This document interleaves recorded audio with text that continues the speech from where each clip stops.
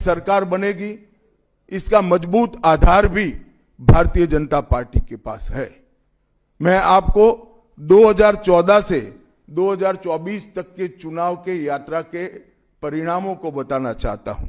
2014 के लोकसभा चुनाव में हमें 17% वोट मिले थे और 2 सीटें मिली। मेरी बात जरा सभी पत्रकार बंधु ध्यान से सुने।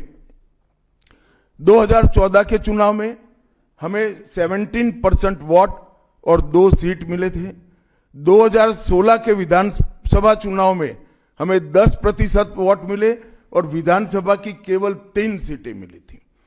फिर 14 से 19 के बाद 19 के लोकसभा चुनाव में हमें 41% वोट मिले और 18 सीटें मिली और 21 के विधानसभा चुनाव में हमें 38 वोट मिले और 77 सीटें मिली। ये बहुत बड़ा अंतर है। जिस पार्टी को केवल 3 सीट मिले थे, वो पार्टी 5 साल के ही अंतराल में 77 सीट प्राप्त करी। और इसका नतीजा देखिए, कांग्रेस जिसकी एक प्रकार से स्थापना ही बंगाल से शुरू हुई, वो कांग्रेस पार्टी बिग जीरो पर पहुंच गई और 34 साल तक शासन करने वाला कम्युनिस्ट गठबंधन भी एक भी सीट प्राप्त नहीं कर पाया और हमने मुख्य विपक्ष का स्थान प्राप्त किया। आज शुभेंदु जी मेरे साथ यहां पर बैठे हैं, वो हमारे प्रतिपक्ष के नेता हैं।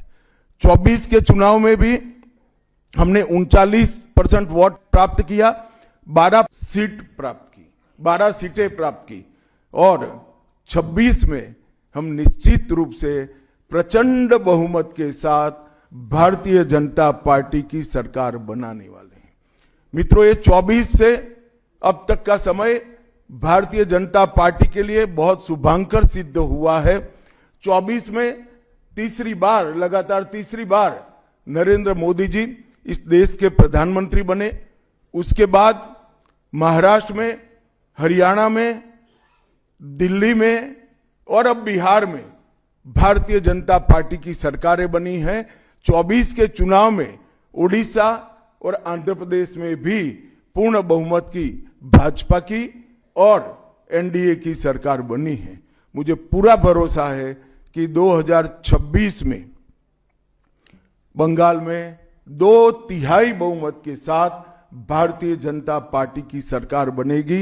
ये बंगाल की जनता तय कर बैठी है।